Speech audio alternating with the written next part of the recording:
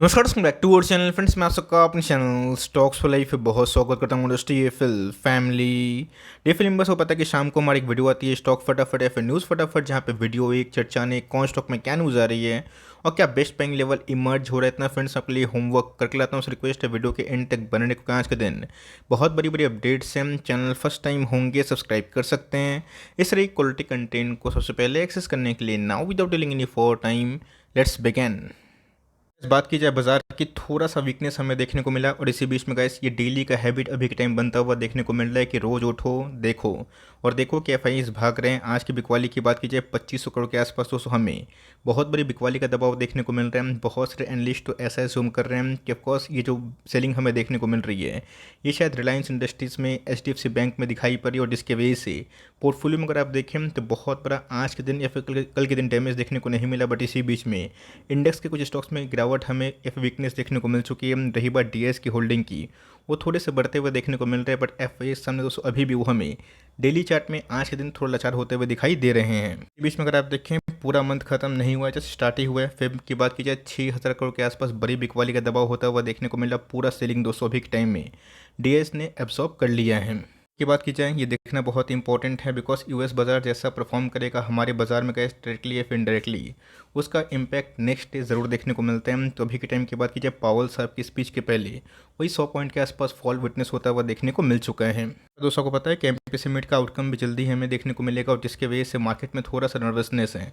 अब देखते हैं कि रेपो रेट में हाइक होगा, कितना होगा, नहीं होगा, आरबीआई गवर्नर क्या सोच के रखे हैं। बट येस, जेरोम पॉल की बात की जाए ये अपने आप में गैस आपको पता है कि ऐसे पर्सन बन चुके हैं जिस पे अभी के टाइम में पूरा इन्वेस्टर कम्युनिटी फोकस कर रहे हैं। जिनके स्पीच के पहले दोस्तों डो में हमें थोड़ी सी बिकवाली देखने को मिल रही है। बहुत सारे स्टॉक स्पेसिफिक में हमें डाउनसाइड एक्शन देखने को मिल चुका है। इसमें गैस आ चुके हैं दीपक नाइट्रेट के नंबर्स। येस, अगर आप ईयरली कंपेयर करें तो कोई डिसअपॉइंटमेंट देखने को मिलेगा। बट दोस्तों वो कंक्लूशन नहीं है। आपको अच्छे से पता है कि मार्जिन्स का दबाव दोस्तों अभी भी बहुत सारी केमिकल्स में पड़ता हुआ देखने को मिल रहा है। यस, एक आध एक्सेप्शन है, जैसे गैस नवीन फ्लोरिन ने आज पूरे सबको हिला के रख दिया। इवन गैस मैं भी उनके नंबर्स के बाद बिलीव नहीं कर पा रहा हूँ। ऑल दो गैस आपको पता है कि top line gas emerging company बहुत ही इंपॉर्टेंट होता है। 1700 से 2000 और 1973 से हमें 2000 के आसपास उछाल देखने को मिल रहा है। बट प्रॉफिटेबिलिटी की बात की जाए तो उसमें हमें क्या स्पाइक अप देखने को मिल रहे हैं ये देखना क्वाइट इंटरेस्टिंग हो जाता है। बिकॉज आज भी हमें नंबर्स के पहले पूरा पैनिक दीपक नाइट्रेट में देखने को मिल चुका था। तो जी गैस 242 से डिक्लाइन तो हुआ है। बट ये क्वार्टरली फ्रंट में गैस 174 से अच्छी खासी रिवर्सल देखने को मिल रही है, जो gas quarter on quarter almost 35 crore के आसपास बढ़ चुके हैं। तो ओवरऑल अगर नंबर्स के ऊपर है तो मैं इसको डिसेंट कंसिडर कर सकता हूँ। ऐसे एक बहुत ही इंपॉर्टेंट चीज़ है जिसका पता होना हम सबके लिए इसलिए इंपॉर्टेंट हो जाता है। दीपक नेट तो एक क्वार्टर में 200 करोड़ 250 करोड़ के आसपास प्रॉफिट दर्ज करता है। आप जाके चुन के देखिएगा, ऐसे बहुत सारी कंपनीज है केमिकल की जिनका मार्केट कैप 20-20 करोड़ के आसपास है और उनके साल के प्रॉफिट मात्र 300-400 करोड़ के आसपास होते हैं। और जो कंपनी का इस क्वार्टर में जो कि वीक मार्केट मान रहा था उसमें अगर 200 करोड़ के आसपास प्रॉफिट देती है तो सालाना प्रॉफिट कैसे अपने आप में 1000 करोड़ से ऊपर मेरे लिए कैसे उस कंपनी में निवेश करना और आराम से चैन की नींद सोना ज़्यादा मुनाफे वाला और बेटर हो सकता है।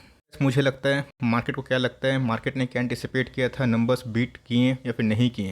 यहाँ पे कैसे मैंने पूरा जो समरी है वो नहीं पढ़ा है, बस नंबर्स में पढ़ के आपको साफ साफ बता रहा हूँ। तो ऑफकोर्स मैं रात भर दोस्तों आज जाग के बहुत सारी कंपनीज़ के कॉन कॉल सुनूंगा, पढ़ूंगा, प्रेजेंटेशन देखूंगा। अगर मुझे उसमें इंपॉर्टेंट कुछ चीज़ दिखाई पड़ेगी मैं इसके ऊपर ज़रूर डिस्कस करूँगा। ऑल दो दीपक की बात की जाए आज बहुत डाउन था मेरे हिसाब से, कैसे नंबर्स डिसेंट हैं। अब देखते हैं कि मार्केट क्या चाहता है। मार्केट हमेशा सुप्रीम होता है बट मेरे हिसाब से कैसे गिरावट अगर होती है 150-200 पॉइंट के आसपास फॉल पकड़ के चलिए। बट लॉन्ग टर्म में कैसे 3-5 साल के लिए ये कंपनी जो अर्निंग्स पेश कर रही है सही में कैसे वैल्यू बाइंग करने का मौका मिल रहा है। एल की बात की जाए वरुण बेवरेज की कितना भागेगा ये किसी को नहीं पता, लेकिन यस एनालिस्ट की बात की जाए इसको लेके अभी भी बुलिश हमें देखने को मिल रहा है। मैं बहुत सारे एनालिस्ट का प्रोजेक्शन देख रहा था। यहाँ पे कैसे मैक्सिमम जो एनालिस्ट है उन्होंने कम से कम वरुण बेवरेज को यहाँ से 1550 के आसपास टारगेट दे दिया है।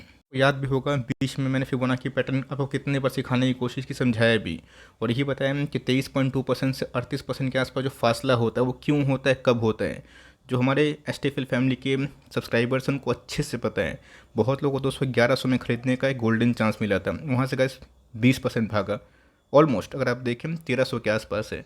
इसीलिए गैस आपको सिर्फ ब्लाइंडली स्टॉक का नाम या फिर बाइंग नहीं करना है। मैं बहुत सारे स्टॉक को कवर तो करता हूँ बट मैं साफ साफ बताता हूँ कि कौन कौन से लेवल्स पे आपको फोकस करना चाहिए। कभी कभी फोमो में आके बहुत लोग बाइंग कर लेते हैं। बहुत लोगों ने गैस जो जिगरा दिखाया 1100 के आसपास उनको खरीदने का मौका मिला। बट इसी बीच में कैसे एक बहुत बड़ा लेसन क्या है, बहुत लोगों को लगा था कि नंबर्स दिसंबर के बाद काफ़ी गिरेगा, स्टॉक 800 पे आएगा। अब दोस्तों मेरे हिसाब से 800 भूल जाइए, अब होने का कुछ भी हो सकता है, मैं मार्केट सुप्रीम नहीं हूँ।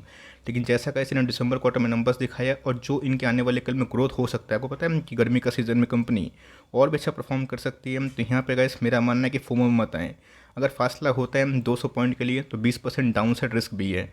तो 1:1 का रिस्क टू रिवॉर्ड सही नहीं होता है। अगर आप SIP कमिटेड हैं तो SIP करिए, बट येस अगर आपको खरीदने का मन है, पूरा फोमो में आ चुके हैं कि मेरी आंखों के सामने से स्टॉक 500-600 का 1300 हो चुका है, तो 10 स्टॉक खरीदने की ताकत है। कान खोल के सुनिए दोस्तों, दो दो स्टॉक से अगर आप चाहें तो शुरुआत कर सकते हैं, वरना अपने मर्जी के मालिक है, कुछ भी करिए। बट यहाँ पे फोमो में आके फुल पैसा लगाना सही नहीं है। अगर अपसाइड 1500 के आसपास है, 200 पॉइंट के आसपास, तो डाउन साइड भी है जो रिसेंट लो है। अब ये आएगा या फिर नहीं आएगा ये भगवान जानते हैं। बट मेरे हिसाब से इस कंपनी फंडामेंटली अच्छी है और जिनके मोटे पैसे बने उनको अच्छे से पता है कि इस कंपनी में लॉन्ग टर्म में अभी तक परफॉर्मेंस में क्या दम दिखाई दे रहा है। फाइनेंस की बात की जाए, पिछले कुछ समय से गाइस लोग इतना अडानी पे इन्वॉल्व हो चुके हैं, अडानी अडानी बोल के इतना सब जगह पे TV media YouTube social media पे यही न्यूज़ देखने को मिल रहा है। बट किसी ने ये नोटिस नहीं किया बजाज फाइनेंस उसको रिसेंट बॉटम 5700 के आसपास 5700 से लगभग 209-10% के आसपास रैली दे चुकी है। और आज भी गए हमें 49% के मतलब 49 पॉइंट के आसपास हाल देखने को मिल चुका था। मार्केट क्या चाहता है, फेड क्या चाहता है, क्या कमेंट्री आएगी नहीं आएगी उसको आप छोड़ दीजिए। मान के चलिए कि स्ट्रीम केस में अगर रेट हाइक एक बार और हो जाता है, मैं आपसे पूछना चाहता हूँ क्या दोस्तों ये स्टॉक मार्केट का एंड है? क्या क्रेडिट साइकिल का ये एंड है? नहीं दोस्तों। अगर अडानी के ऊपर जो आरोप लगे हैं सिद्ध होने में टाइम लगेगा। मैं कोशिश करूंगा, मैं भगवान से चाहूँगा, मेरी कोशिश से कुछ नहीं होता है कि सारा चीज़ उनको क्लीन चिट मिल जाए, बिकॉज इससे हमारा भारतीय बाजार भी इम्पैक्ट होता है। बट येस उनके ऊपर का जो एक्सपोजर है बैंकों का वो बहुत ही मिनिमम है। और इसको लेके दोस्तों चाहे वो FM की बात की जाए या फिर बड़ी बड़ी एजेंसीज़ की बात की जाए, मूडीज़ की, उन्होंने इंडियन क्रेडिट ग्रोथ को बहुत ही रिसाइलेंट के संग बहुत ही सेफ माना है। तो मेरा ऐसा मानना है इसके रेट हाइक से आपको पैनिक नहीं करना है। रेट हाइक कंटिन्यूसली हो रहा है इसीलिए आपको डिस्काउंट मिल रहा है। बट एक बार जब पीक बनेगा और सस्ते लोन मार्केट में अवेलेबल होंगे तो वहाँ पे कैसे ह्यूज स्पाइक अप होगा और इसका इम्पैक्ट आपको अभी समझ में नहीं आएगा। बट ये जब आप 2-3 साल के बाद समझ में आएगा कि मेरे हाथों से अच्छी कंपनी छूट चुकी है। तो ऐसा नहीं कि फोमो में बाइंग करना है, मेरी बात को दोस्तों दूसरा मतलब मत निकालिएगा। मैं एक ही बात जानता हूँ कि अच्छी कंपनी में होल्ड करे, प्रॉब्लम है इकोनॉमी में, प्रॉब्लम है इंडस्ट्री में तो ही गिर रहा है, वरना कैसे ऐसी कंपनी खरीदने का बार बार मौका नहीं देती है। जिन्होंने 2000 के आसपास रैली मिस की वो आज भी रोते हैं तब के पास ये कंपनी होल्ड करे, बिकॉज नंबर्स कोई ख़राब नहीं थे। और ख़राब नंबर्स आते हैं तो एक लॉजिक होता, रीज़न भी होता। बट अभी के टाइम में कैसे आज मैंने जितने वीडियो अपलोड किया है वहाँ मैंने एक चीज़ नोटिस की कि बहुत सारी कंपनीज में बाउंस बैक हमें नंबर्स के फॉर्म में देखने को मिल चुके हैं। तो ऑफकोर्स कैसे अगर रेट हाइक का साइकिल ख़त्म हुआ और ये पैनिक ख़त्म हुआ तो ऑफकोर्स कोई नई न्यूज़ तो ज़रूर आएगी। बट मेरा ऐसा मानना है कि जो इन्वेंट्रीज का प्रॉब्लम था और जो कंपनी अच्छे नंबर्स के बावजूद भी गिर रही है उसमें बिल्कुल भी घबराने की आवश्यकता नहीं है। इसमें कमेंट्री लैक्स ऑफ फुटवर्स को होगी लेके होगी। आपको अच्छे से पता है कि नंबर्स इस क्वार्टर में वीक थे, ऑल दो क्वार्टरली फ्रंट में थोड़ी सी बाउंस बैक हमें देखने को मिली थी। बट येस ये गैस एफिशिएंट नहीं है, सफिशिएंट भी नहीं है, बिकॉज यहाँ पे गैस इससे लोग बहुत ही हाई होप पाले हुए हैं।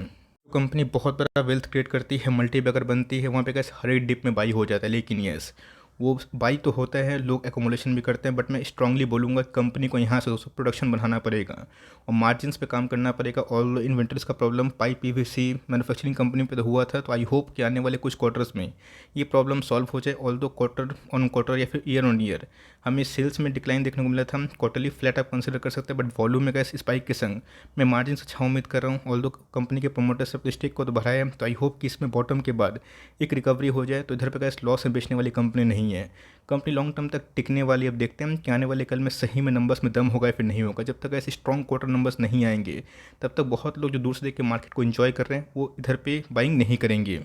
की बात की जाए ये भी तो रिटेल सेक्टर की एक बहुत ही अच्छी कंपनी मानी जाती है। बट मैंने आपको साफ साफ इसके पहले अवॉइड करने की सलाह दी थी। 1500 का स्टॉक गिर के 1200 के आसपास आ चुका है। नंबर एक आध दिन में आ जाएंगे मेरे हिसाब से। गैस नंबर्स अगर वीक होंगे तो डीमार्ट की तरह पिटाई होगी। डीमार्ट के नंबर्स बहुत ख़राब नहीं थे, बट स्टेट हमेशा बड़े प्लेयर से, की प्लेयर से अच्छा ही उम्मीद करते हैं कि मेरे हिसाब से नंबर्स अगर वीक आएंगे और यहाँ से 10% के आसपास फॉल अगर और होगा तो इधर पे इंटरेस्ट मैं हूँ। अदरवाइज अगर जाता है तो लेटेड को, बिकॉज अभी के टाइम में मेजर कंपनी में मेजर करेक्शन हुई है और नंबर्स अच्छे होने के बावजूद भी जिस कंपनी में करेक्शन हो रही है मैं गैस उधर प्राथमिकता दूंगा। अब देखते हैं कि इस क्वार्टर के गाइडेंस और नंबर्स कैसे आ रहे हैं। इन्फ्लुएंस की बात की जाए जस्ट ऑसम, इनके नंबर्स गैस मैं जल्दी ही कवर करने वाला हूँ। नंबर्स की बात की जाए बहुत ही एक्सेप्शनल ब्रिलियंट हमें देखने को मिल रहे हैं। दोस्तों अंदाज़ा आपको पता है कि SRF से ही समझ में आ गया था। SRF का जो बिज़नेस है काफ़ी डाइवर्सिफाई है, उसमें टेक्सटाइल बिजनेस भी है, पैकेजिंग फिल्म बिजनेस भी है। इस पर गैस SRF ने फ्लोरोकेमिकल बिजनेस में बहुत ही अच्छा परफॉर्म किया था और ये गैस प्योर फ्लोरोकेमिकल का बिजनेस में काम करती है।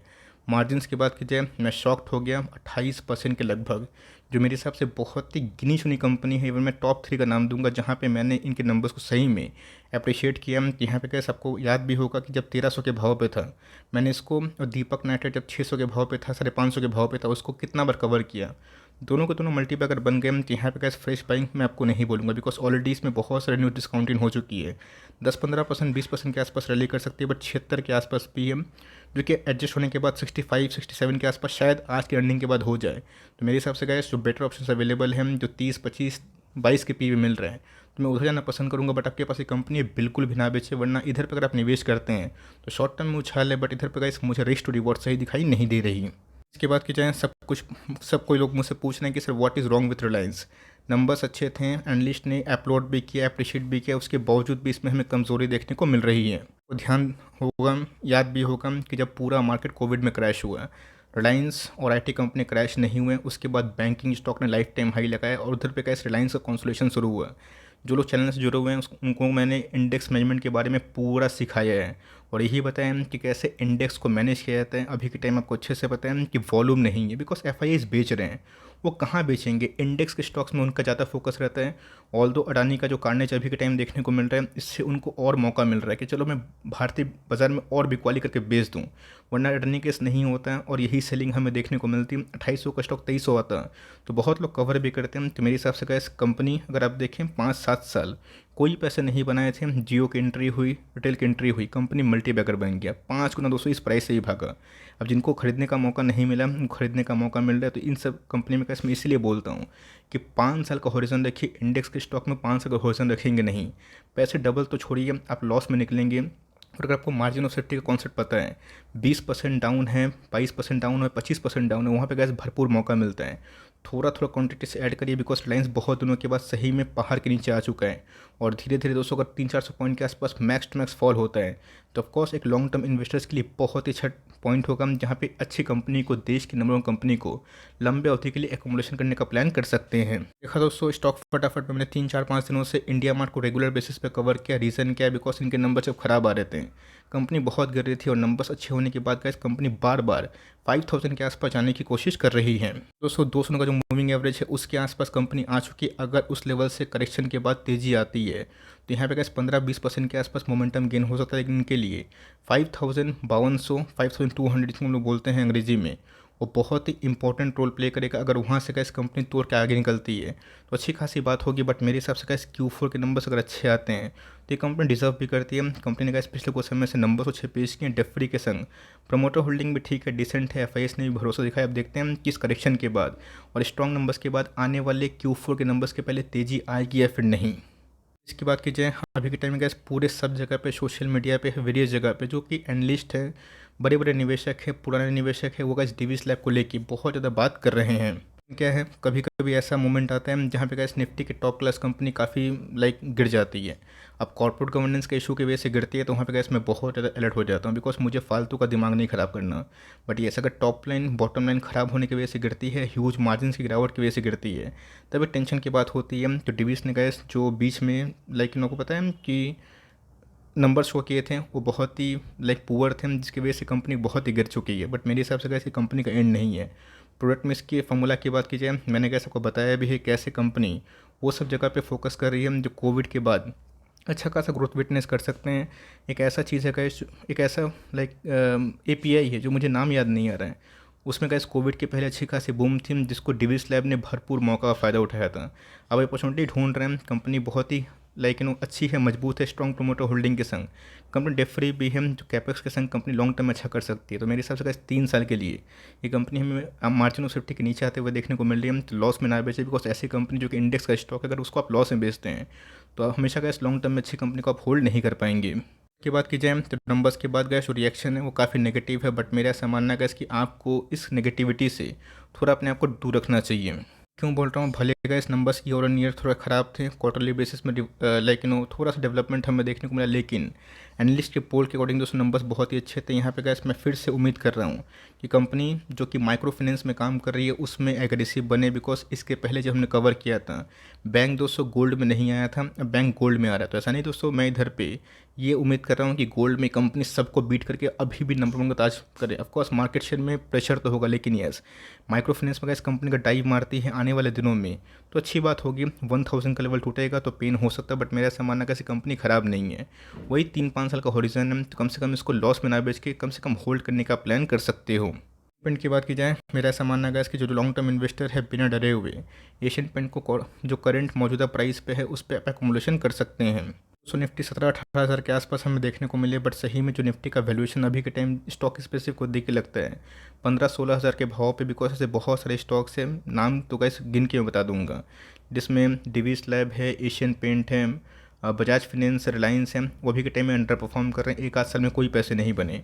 तो एक लीडर कंपनी है, ऑल दो बर्जर पेंट के नंबर्स थोड़े पुअर थे as compare to Asian paint, लेकिन यस ये कंपनी बहुत ही मजबूत है। कंपनी लॉन्ग टर्म में गैस अच्छा खासा ही वेल्थ क्रिएटर रही है, और इन सब स्टॉक्स में अगर आप बने रहेंगे तो ख़राब टाइम के बाद जो अच्छा खासा बुलिश मूवमेंट आएगा, जो कब आएगा किसी को नहीं पता, बट जब आएगा तो इंडेक्स के स्टॉक्स में ही बाइंग होते हुए दिखाई दे सकती है। गैस कल आने वाले हैं नंबर्स मदरसन इंटरनेशनल की। आपको पता है कि संवर्धना मदरसन सोमी में थोड़ा सा डिमर्जर की न्यूज़ हमें देखने को मिली थी। ऑल दो जितने भी ऑटो इंडस्ट्री के पार्ट्स हैं या फिर कंपनीज़ हैं उनके तो भाई नंबर्स इस क्वार्टर में काफ़ी अच्छे हैं। अगर 70 के आसपास था, मैंने बताया था कि थोड़ा सा क्वांटिटी से आप ऐड कर सकते हैं तो नंबर्स के बाद ही कमेंट्री देना सही होगा। ऑल दो बहुत लोगों को लगता है, एनालिस्ट लोगों को लगता है कि ये बॉटम है, बट बॉटम सही में बताया कि नहीं आता। तो कंपनी ख़राब नहीं अच्छी। अब देखते हैं कल के दिन नतीजे कैसे पेश होते हैं। वीडियो अच्छी लगी, इन्फॉर्मेटिव लगी तो प्लीज़ लाइक करके इनकरेज करिएगा। चैनल फर्स्ट टाइम होंगे सब्सक्राइब करके बेल आइकन को प्रेस करना भी ना भूलिएगा। तो गाइस मिलते हैं जल्दी ही, तब तक के लिए bye. Thanks for listening friends, God bless you all.